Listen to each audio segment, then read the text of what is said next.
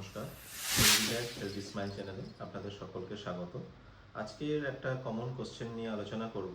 পেশেন্টরা সাধারণত জিজ্ঞাসা করে থাকে, ডাক্তারবাবু দাঁত নড়ে গেলে কি করব, বা দাঁত অল্প নড়ছে, তাকে শক্ত করার কোনো উপায় আছে কিনা। বৈজ্ঞানিক পদ্ধতিতে যদি বলা হয়, ডেন্টিস্ট্রিতে দাঁত অল্প নড়ে গেলে সেটাকে শক্ত করার উপায় রয়েছে।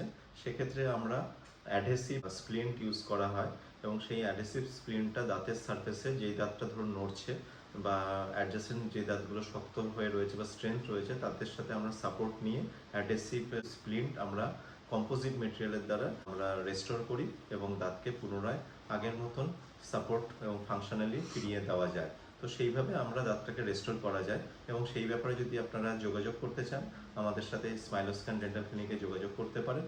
তো আমরা এটাকে আপনাকে সেইভাবে গাইড করে দেবো যে আপনার দাঁতটা কতখানি নড়ছে বা কতটা স্ট্রেংথ দরকার, বা এটাকে ফাংশনালি কতটা ফিরিয়ে দেওয়া সম্ভব, সেটা মাড়ির গঠনগত স্থান দেখে এবং তার সাথে কোরিলেট করে আমরা এটা আপনাদেরকে সেইভাবে গাইড করতে পারি।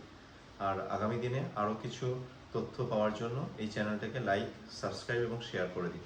নমস্কার।